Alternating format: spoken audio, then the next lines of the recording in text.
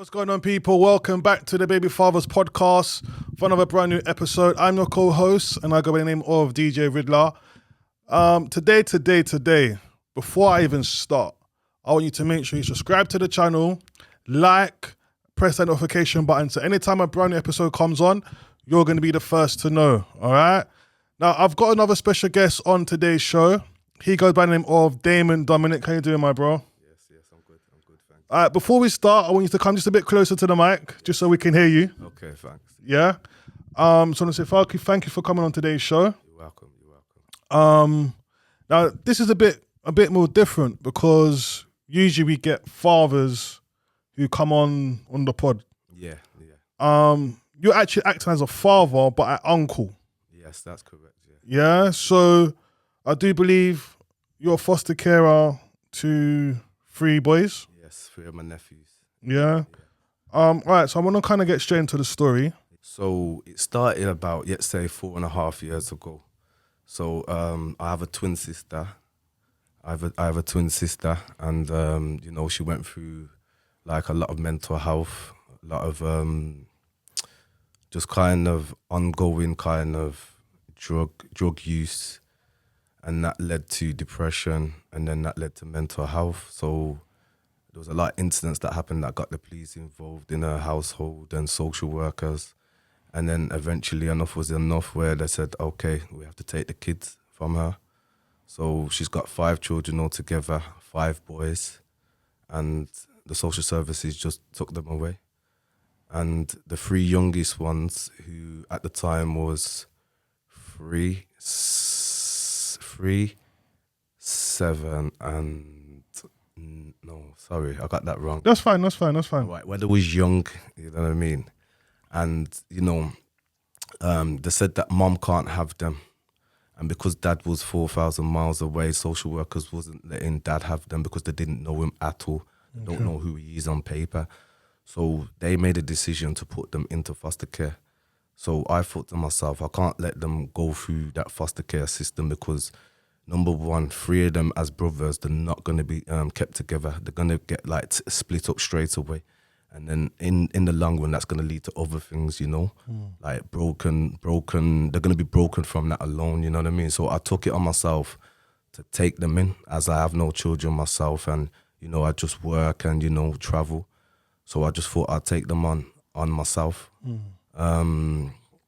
So when originally already got signed over to foster care, I said to them, nah, I don't want that to happen. I had to speak to all kind of directors, managers to actually say to them, no, I'm here, I'm a family member, and I'm ready to have them. You get what I'm saying? So in terms of them going to foster care, who called them on your sister? So this is kind of like with prior to, my sister going through what she was going through, there was a lot of things that the police logged. There was a lot of police coming out for people phoning because there was arguments, mainly with like the older son. So there was arguments there. So when the police would come, because somebody's phoned the police on them, they would see like the kind of situation that the kids were in. You know what I mean? It was kind of like unstable environment for the kids. So this happened many times. So eventually the police passed that information over to the social services. So they did what they did, and eventually enough was enough where they've gone in and had a look around, didn't think it was suitable for the kids. So they made a decision to take them out of that environment. So what happened to the 2 older kids when you took the 3 kids? Because she's got 5 in total. Yes. So the oldest one, he's got autism. Like he went into a hospital, an autistic hospital. He got sectioned under some section, mental health section or something like this.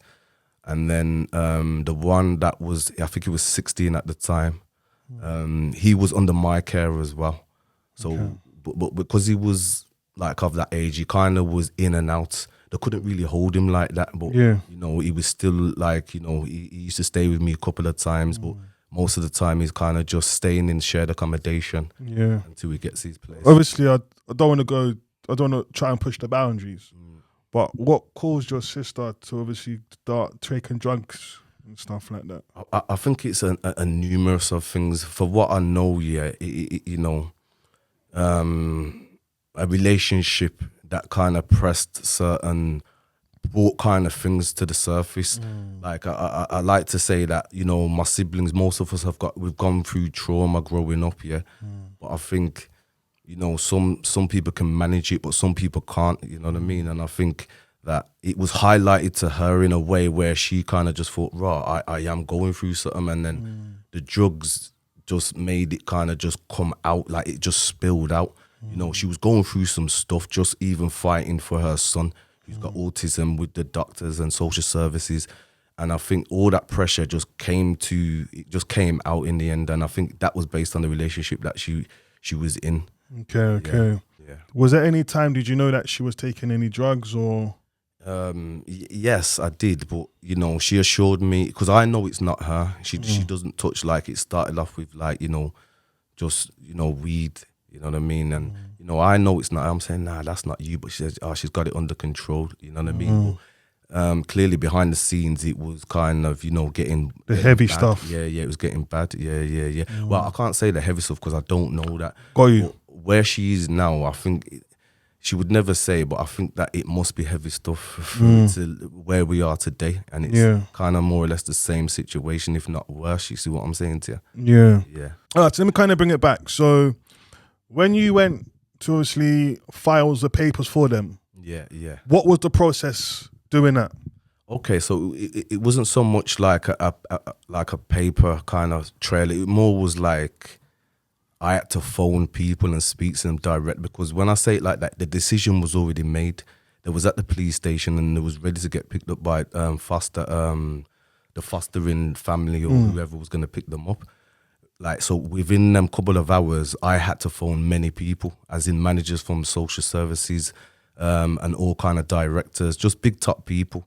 And I contacted them and I told them that, you know, that I'm willing to have them. So where did you start from to do that? Did you know who to phone, or was you just doing it as you was going along? I was just doing it as I went along. Did you have to go court for any reason? Yeah, by any chance? The reason why I had to go court, is because Dad kind of found out that the kids got taken away, and then so Dad's come over from the UK, and he's put in an applicant. Is an app, and then he said he wants to have them. You know what I mean? So he wants to start some court proceedings, but it was a sticky situation, and it was quite mad, because when I actually got the kids, I would never have known it would have got to where we are today. Of course. Not in a million years, you see what I'm saying to you? So Dad's come over and he say he wants them to live with him. But there's a situation, when social services are involved, they don't know you, so they're against you straight away. So are you saying against you and the father? Nah, social services was against Dad. Okay. Yeah, because they're saying we don't know you. But because I've been assessed and now I'm approved now, now I work for the social services. If that makes sense. So now they're representing me. Okay. See what I'm saying to you? So they're saying, we don't know, Dad. Mom's not fit enough to have them. We'd rather Uncle has them because he did all these things for them, A, B, and C. Yeah. See what I'm saying to you? Make sure to go to school on time. Make sure to brush their teeth, comb their hair, opticians, dentists, everything. I'm just doing that, and I've never had kids in my life. You see what I'm saying to you? You'd learn as you're going along. There you go. And, you know, from the help of, you know, my friends, I got a good support network, you know what I mean? Yeah. So, you know, they helped me all along the way. You get what I'm saying to you? Yeah. So the dad's obviously come over trying to take it to court. Yeah. When he took it to court, how far did he get in terms of what did he do to try and get access to his kids? I think, you know, I would never speak like bad about Dad, because, you know, Dad, you know, he's got 3 beautiful sons that I look after. You know what I mean? But I just think that because he kind of, like, him and my sister had a long distance relationship, they didn't really think about the kids in this process, like 4,000 miles away. And the visiting from where he was to come to England, or my sister to go to there, it was inconsistent. It wasn't like, you know, 2 months I'm here, we don't know when we're going to see you again. It was just... No consistency. Yeah, no consistency. And it's not fair, because kids are smart these days. Smart 100. And it's like, you know, they go to school and they see that, kids have got parents, and, you know, we've got Father's Day and Sports Day, and where's Dad? We want to see Dad. We want to show everyone that we're here. You know what I mean? That sits with kids. And I don't think he actually saw it like that. I don't think he did, which is a shame because, you know, they needed him at that time. So how did they? So how did he approach it then? Because he's trying to come and get his kids. Yes. They've told him, we don't know you. Mm. So what is his whole approach to it? Did he try and come and talk to you first to say to you, can I take my kids? Yes.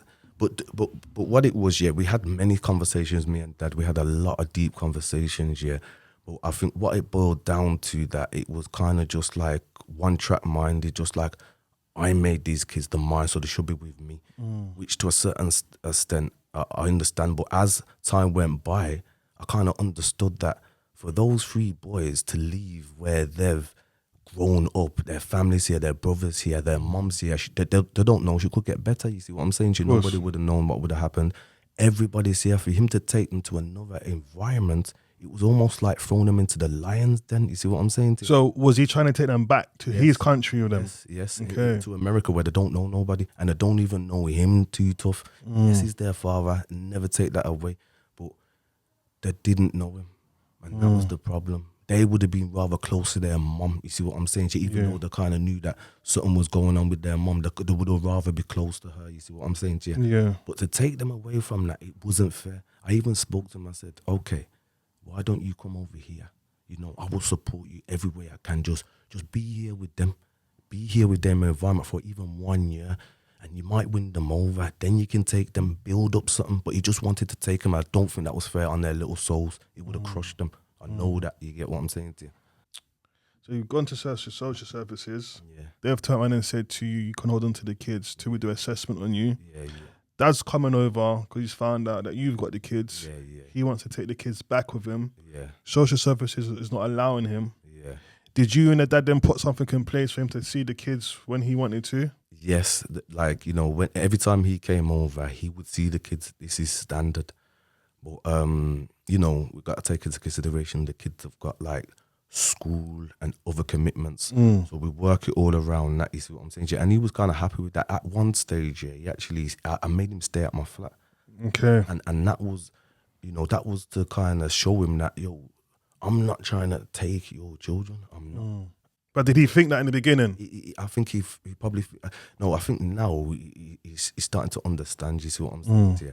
But I think at that time, you know what I mean? Because him and mom was kind of had a feeling on them about me because I'm doing something that they should have been doing. So they're going to have a bit of, you know, I don't know what the word I'm looking for.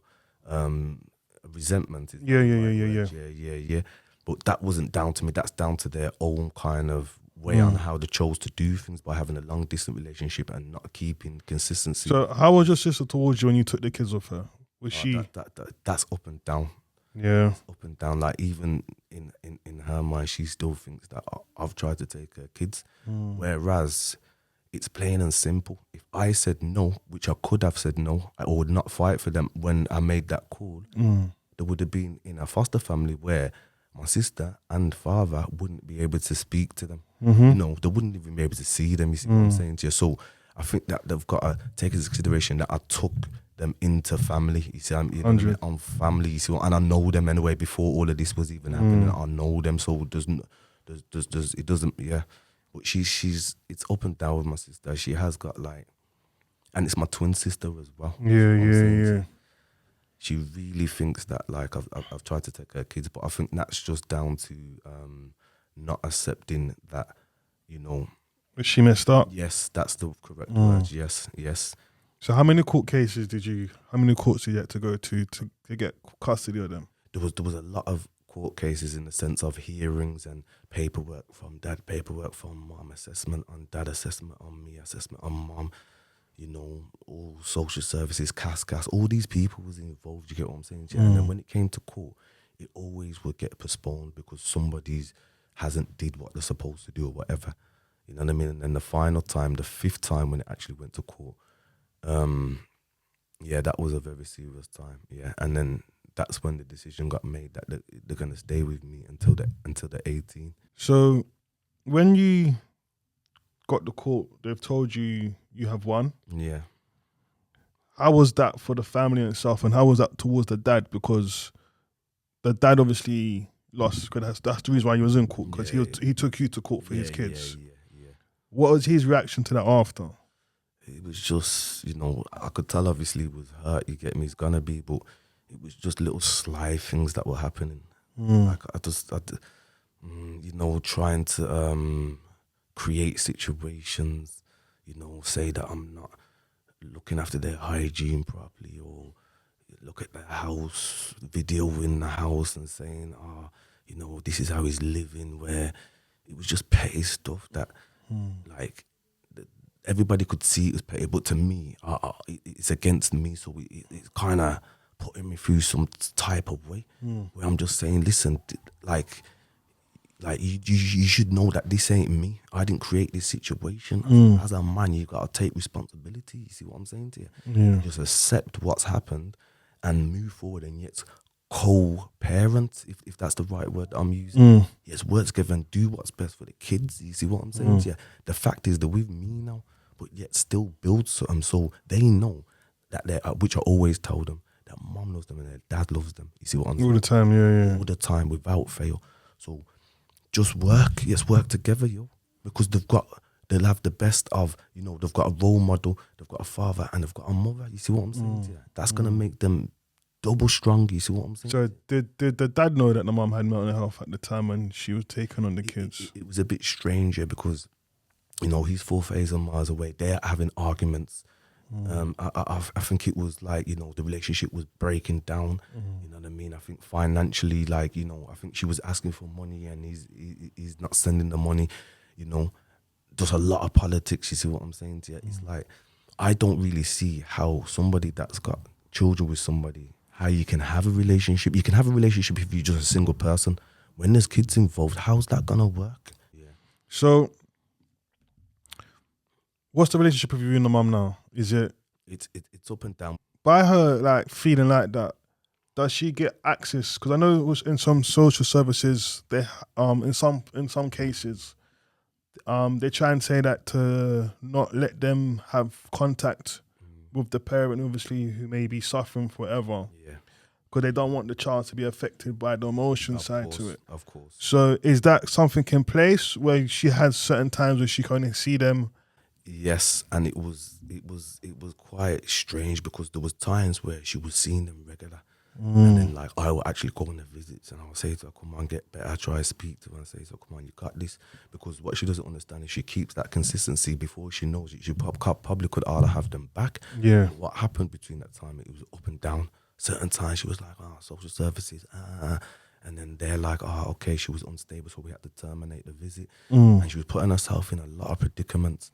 That, I just wish that, I think it's the trust. I understand why she was like that, because the trust for the social services or other organisations, she don't trust them based on the older child who has autism. She went through a lot of things with them, you know what I mean? So she just didn't have trust for them anyway. She's been painting a bad picture of them, all the dealings she's had of them in the past. Yes, but I'm saying to her that it's different settings. Certain times now you have to kind of just play the game. Yeah. If you want your kids back, I'm here for you. But one thing that I will not do, and I told both parents this, I'm not gonna lie and say that you're better now. And so then as again, it's like me putting the kids back into the lion's den. You see what I'm saying to you? Yeah. Because saying that, it actually did happen. When I got them from the police station, when they came to me, I had them for 4 weeks, and then mum was working with the social services, and she actually got them back within 5 days. They've come back to me. So and for when I seen that, I said I'm not gonna do that again. I can't put them back in the line. Yeah. So let me ask you a question: is there at any stage the mum can get her kids back? I think because the decision's being made, I don't think so. But I think that if mum actually just owned her story, owned it with her heart and soul, there's always a way. There's always a way. Just because a judge says, bam, I'm having this with the 18. Like, if mum was to say, you know what, I've gone through this year, I'm gonna sort myself out, and she owns her story, I would support on whatever way you have to do to reverse that. You see what I'm saying? Because they need their mum. You see what I'm saying? They really need their mum stuff. And what's the contact like? Is it once? Nah, it's not good. It's when she feels like she wants to phone them, and you know she phones them on birthdays and that. Yeah, I'll give her that.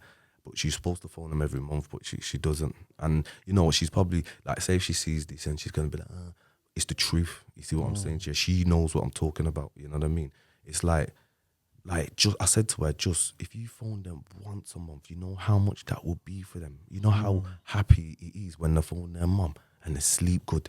I'm not saying they don't sleep good, but they have like a good deep sleep. You know the ones and they're smiley. Yeah, I see them different characters just joy. You know what I mean? They need it. And yeah, I just wish that she would just Do they mental health, you know, it can catch anybody. 100? All right, so Mumsy, obviously the mum, Yeah. she calls from time to time. Yeah, time to time. Yeah.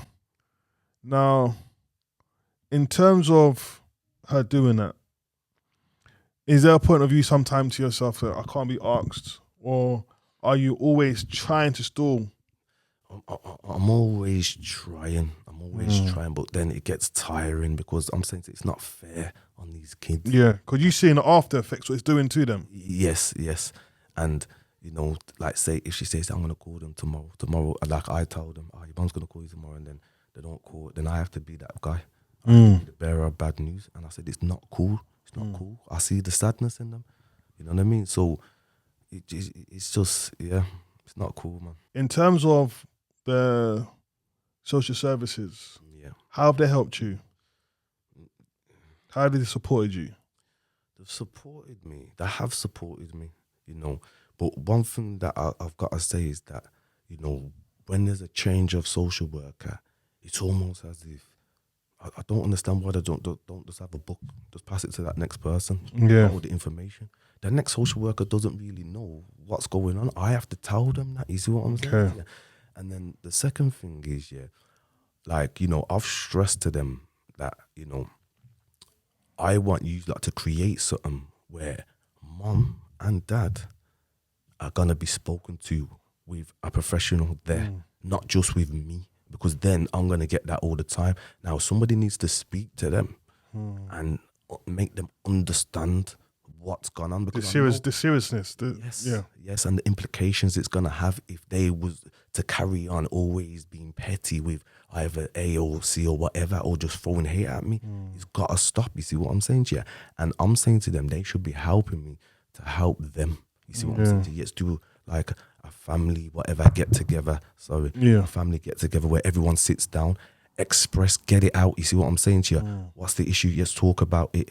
Yes, I understand you're hurt by that, but do you understand why this situation occurred? Because of A, B, and C. It's about them looking into themselves. You see what I'm saying to you as well? But they're not going to do it on their own. So I'm saying get some professional that can sit down with them, help them move forward with that. You see what I'm saying to you? You know what I mean? And they kind of, obviously, kind of leaving you to do that. Say that again. Sorry. So they kind of leaving you to do that. Yeah. Then of them actually bringing that in. Yeah. So you talk about, obviously, trauma, what she's gone through. Yeah. What trauma have you gone through to kind of experience it? Because clearly she's got something where she wasn't really dealing with it. Yeah. You seem to able to how to deal with it. Yeah, so what kind of thing would you say you was exposed to? What could have kind of caused this blockage from her?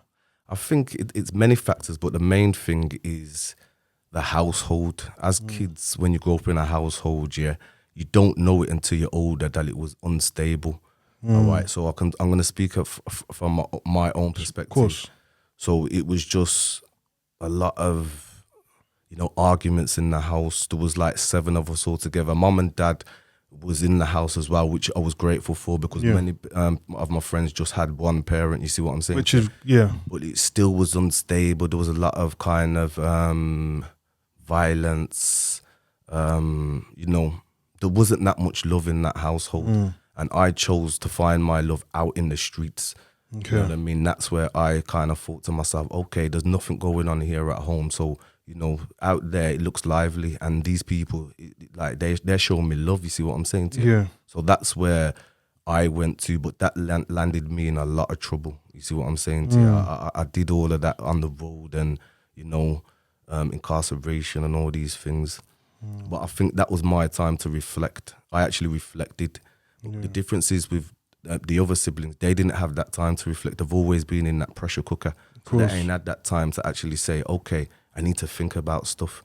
If you're just going through life, sometimes you don't have time to think. You get what I'm saying to you? Yeah. So it was kind of like that. And that's where my mindset changed from being incarcerated. I had a lot of time to think, and I didn't want to be in these places. I don't know how I ended up in there in the first place.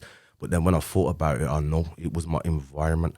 I actually thought that the people that was out on the streets, that they were my friends, and that was the way of life. I didn't know nothing else. You see what I'm saying to you?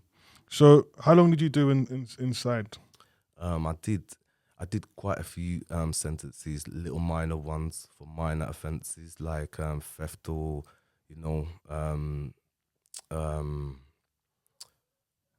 theft and robbery or whatever. And then I had a big one where I served like 10 years straight. Wow. Yeah. So from 2000 to 2010. So I went in when I was 19 and came out when I was 29. All right. Yeah. And then obviously when you've gone in there, you've come out, you've turned your life around. Yes. Did it have any effect when you were trying to do the whole fostering? Like when they was doing background checks? Yes, it really did, because, they kind of wrote me off already. You see what I'm saying? They said, okay, you know what I mean? He did all of these things, then what's to say if he's changed or not? You see what I'm saying to you? Which is fair enough. Yeah. You don't know me to know if I've changed. All they know me is what's on paper. Of course. Which I understand, but what they didn't know is that whilst I was in jail, my whole mindset changed, my whole belief system changed, where I made them changes inside and practiced those changes inside, as in organising events inside. And, I've worked with, there's a museum in Cambridge called the Fitzwilliam Museum. I've worked with that woman there, a curator there. I've worked with Benjamin Zephaniah, just many different people. I was just writing them continuously and saying to them, listen, can you come into the prison and do an event? And all these things was good for me, because these people actually stayed in contact with me and helped me along the way. You see what I'm saying? Yeah. All right. So that's really good to hear. Thank you. So you gone to go for them. Yeah. You've got this cloud over you. Yes. All right. What did you do to prove to them that you was fit enough uncle to take on these 3 young boys? I think it kind of, everything that I did whilst I was inside, it kind of followed me in the sense of all the positiveness, everything that I was doing. I didn't even think that it would, but it did. All those people and all those things that I did, those people are still around, and they wrote very good character references for me and said, yo, this person has changed, and these are the proof. And all the things that I've did, I've did talks in universities. I think I did a talk in, what was the university? Cambridge University, I think it was. If that's wrong, then I will correct it at a later date. But it was in a university, Aston University. And, a lot of people actually feel my story and just know that, sometimes you make a mistake, but if you want to fix it, you can fix it if your heart's in it and your mind and your soul. You see what I'm saying to you? Yeah. And yeah. Obviously, when we part of these shows are not to target at people who's watching it. Obviously, you're just talking it for them about your experience, of course, and what you have gone through. Yes. All right. If your sister was watching this, what would you like to say to her? You can look into this camera. I'd just like to say, you're my twin. We're the same. You don't know. I love you with all my heart, and you know that I'm doing this for you. But all you need to do now, is just get better for your kids. You're like their fire. They need you. You get what I'm saying? In the meantime, I will be here, but just don't leave it too long, yo. Yeah. It's been a different episode today on the Baby Fathers. I want to thank you for coming on. You're welcome. Thank you. I also want to big you up, my brother. Thank you. For man to man to be taking on them kids. Thank you. Yeah. Man, it means a lot. And you travelled from far today as well. Yes. Yeah, so I have to even rate you for that as well. Thank you. All right. Yeah. So make sure you drop your comments under below. Want to hear your lot's views on this one. Make sure you like, subscribe, and follow, and press the notification button. So when another episode comes out, you're going to be the first to know. So from next time, from the baby fathers, peace. We out, man.